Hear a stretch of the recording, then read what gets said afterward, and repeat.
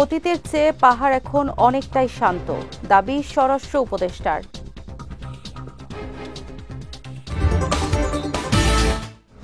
এবং শিক্ষার্থীদের নৈতিক জীবন গঠনে শিক্ষকদের ভূমিকা রাখতে হবে, বললেন সিটি মেয়র।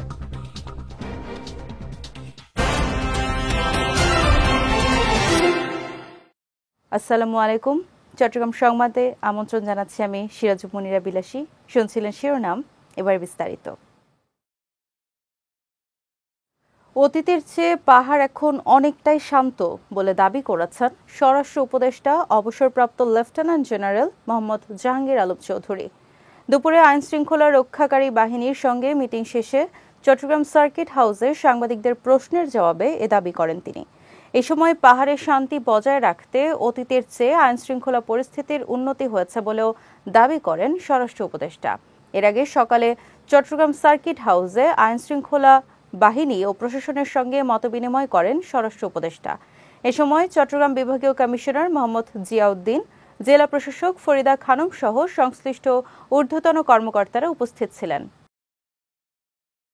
পাহাড়ে অশান্ততা আপনারা দেখেনি নাই, এখন পাহাড় ওই তুলনা করতে গেলে পাহাড় পুরাটা শান্ত। এই ছোটোখাটো যে অপহরণ খালি ওই চারজন যে হয়েছে, একজন ওই মেয়েটা হয়তো ছাড়াও পেয়েছে, এরকম অপহরণ তো আমাকে প্লেনল্যান্ডও তো হচ্ছে। খালি ওই পাহাড়ের কেন দোষ দেন? পাহাড় আগের থেকে অনেক ভালো অবস্থা আছে, অনেক শান্ত আছে। শিক্ষার্থীদের নৈতিক জীবন গঠনে শিক্ষকদের ভূমিকা রাখতে হবে বলে মন্তব্য করেছেন চট্টগ্রাম সিটি কর্পোরেশনের মেয়র ডাক্তার শাহাদাত হোসেন।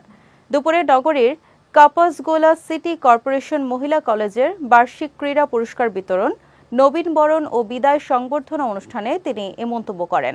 বলেন, শিক্ষার্থীদের মধ্যে নৈতিক মূল্যবোধ, দেশপ্রেম ও সামাজিক দায়বদ্ধতা গড়ে তোলার জন্য শিক্ষক, অভিভাবক ও স্থানীয় সমাজের সক্রিয় অংশগ্রহণ প্রয়োজন।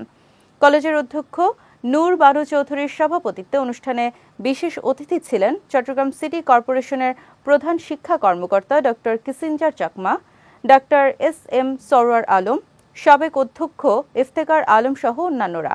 এ সময় কিশোর গ্যাং, মাদকাসক্তি ও ইফটিজিংয়ের মতো সামাজিক ব্যাধি থেকে শিক্ষার্থীদের দূরে রাখতে সচেতন নাগরিকদের উদ্যোগ গ্রহণের আহ্বান জানান সিটি মেয়র। চট্টগ্রাম নগরীর পাহাড়তলী থানার আলোচিত শারমিন হত্যা মামলার প্রধান আসামি মঈন উদ্দিনকে বন্দর এলাকা থেকে গ্রেফতার করেছে র্যাব। গতকাল বিকেলে বন্দর থানার নিশ্চিন্তাপাড়া এলাকায় অভিযান চালিয়ে তাকে গ্রেফতার করা হয়। সকালে গণমাধ্যমে পাঠানো সংবাদ বিজ্ঞপ্তিতে এ তথ্য নিশ্চিত করেছেন র্যাব ৭ চট্টগ্রামের সিনিয়র সহকারী পরিচালক ARM মোজাফফর হোসেন। তিনি জানান, গত বছরের ৯ সেপ্টেম্বর যৌতুকের টাকা নিয়ে বাগবিতণ্ডার জেরে শারমিনকে শ্বাসরোধে হত্যা করে স্বামী মঈন উদ্দিন ও তার পরিবার। এ ঘটনায় গত ২০ সেপ্টেম্বর নিহতের মা পাহাড়তলী থানায় মঈনকে প্রধান আসামি করে একটি মামলা দায়ের করেন। এরই প্রেক্ষিতে অভিযান চালিয়ে আসামি মঈনকে গ্রেফতার করে র্যাব। কক্সবাজারের মহেশখালীতে তুচ্ছ ঘটনার জেরে মামার নেতৃত্বে হামলায় ভাগ্নে আবুল কাশেম নামে এক জেলে নিহত হয়েছেন। সকালে উপজেলার কুতুবজোম ইউনিয়নের নাপিতার পাড়ায় এ ঘটনা ঘটে। স্থানীয়রা জানায়, মামা গফুর মিয়ার সঙ্গে আবুল কাশেমের দাদনের টাকা নিয়ে বাগবিতণ্ডা হয়। এক পর্যায়ে গফুরের নেতৃত্বে হামলাকারীরা কাশেমকে কুপিয়ে আহত করে। পরে স্থানীয়দের সহায়তায় মহেশখালী সদর হাসপাতালে নেয়ার পথে তার মৃত্যু হয়। বিষয়টি নিশ্চিত করে মহেশখালী থানার ভারপ্রাপ্ত কর্মকর্তা কায়সার হামিদ জানান, নিহতের মরদেহ ময়নাতদন্তের জন্য সদর হাসপাতালের মর্গে পাঠানো হয়েছে। জড়িতদের গ্রেফতারে পুলিশের অভিযান অব্যাহত রয়েছে বলেও জানান তিনি। কক্সবাজারের টেকনাফের পাহাড়ি এলাকা থেকে অপহরণের ৭ দিন পর সিলেটের ৬ শ্রমিককে উদ্ধার করেছে পুলিশ। সকালে বিষয়টি নিশ্চিত করেন কক্সবাজার জেলা পুলিশ সুপার মোহাম্মদ সাইফুদ্দিন শাহিন। জানান, গতকাল রাতে টেকনাফের সদর ইউনিয়নের রাজারছড়া পাহাড়ি এলাকায় অভিযান চালিয়ে তাদের উদ্ধার করা হয়। এছাড়া অপহরণকারীদের আটকের চেষ্টা চলছে বলেও জানান এ পুলিশ কর্মকর্তা। এর আগে গত ১৫ এপ্রিল সাগর পথে মালয়েশিয়া পাচারের উদ্দেশ্যে তাদের অপহরণ করা হয়। ওই ঘটনায় থানায় একটি অভিযোগ করা হলে পুলিশ অভিযান চালিয়ে তাদের উদ্ধার করে।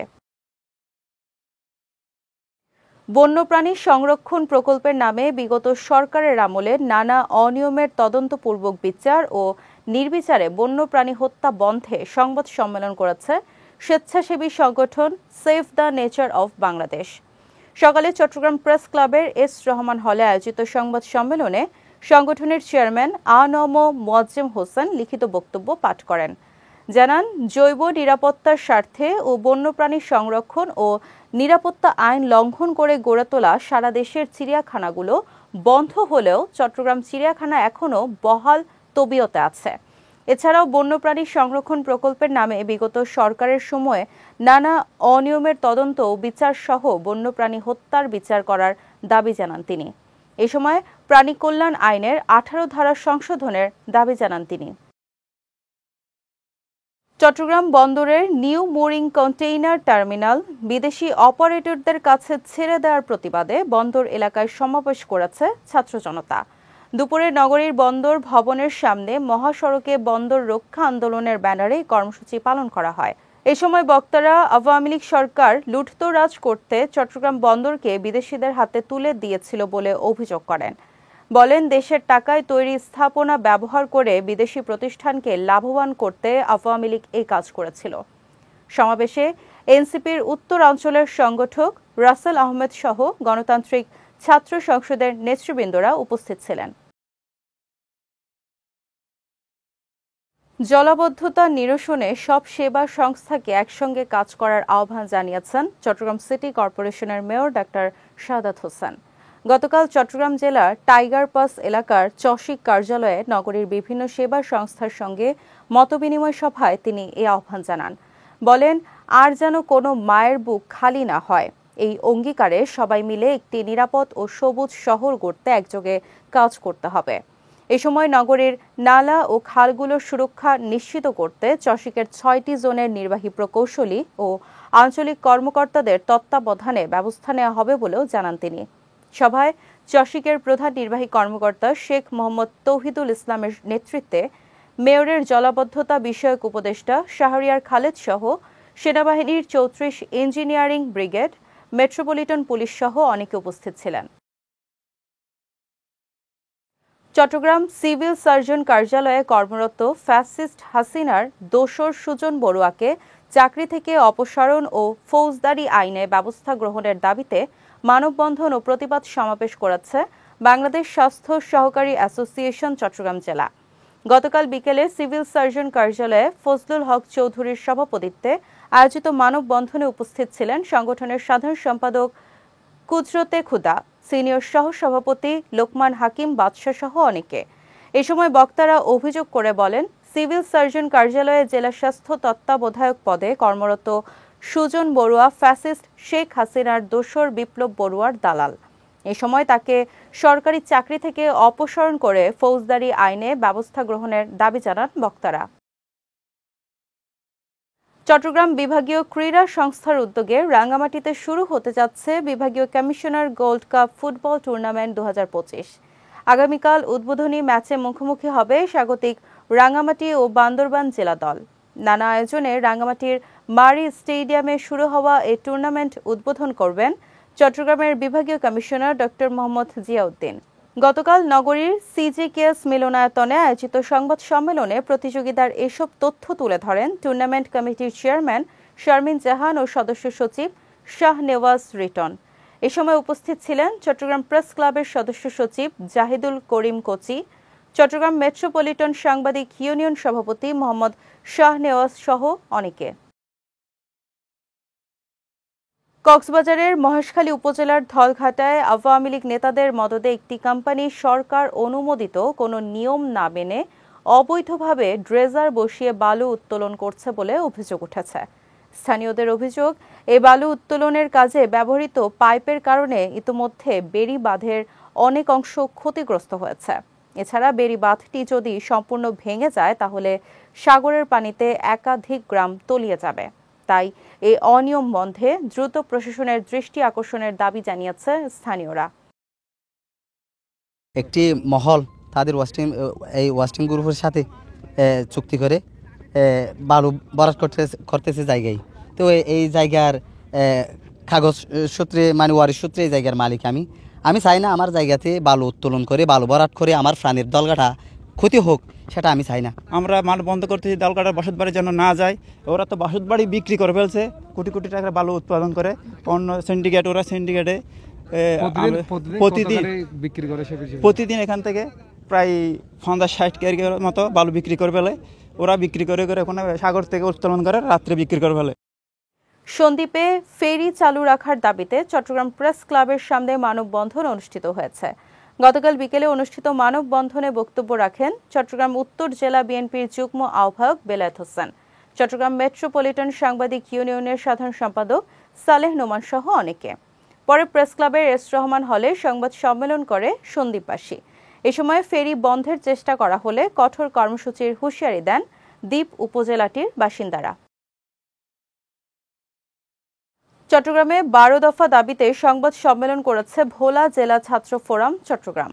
গতকাল নগরীর নন্দন কাননে সংগঠনটির স্থায়ী কার্যালয়ে এই সংবাদ সম্মেলনের আয়োজন করা হয়।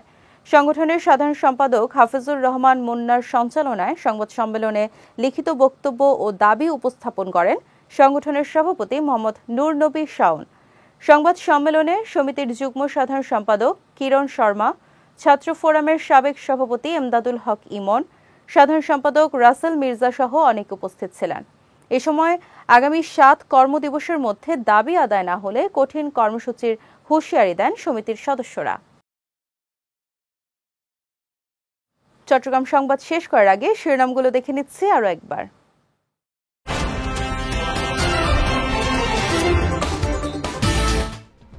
অতীতের চেয়ে পাহাড় এখন অনেকটাই শান্ত, দাবি স্বরাষ্ট্র উপদেষ্টার।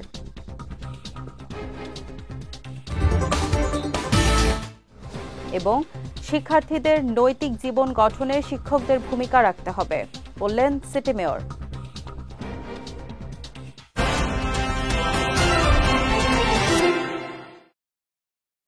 চট্টগ্রাম সংবাদ শেষে আজকের মতো আমি সিরাজুব মুনিরা বিলাসী আপনাদের কাছ থেকে বিদায় নিচ্ছি। রাত 9টায় আমাদের পরবর্তী বিজয়ের রাতের সংবাদ দেখার আমন্ত্রণ রইল।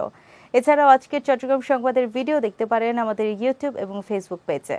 আমাদের ইউটিউব হলো youtube.com/BijayTVOfficial এবং আমাদের ফেসবুক পেজ হলো facebook.com/BijayTVLimited। এতক্ষণ সঙ্গে থাকার জন্য ধন্যবাদ সবাইকে।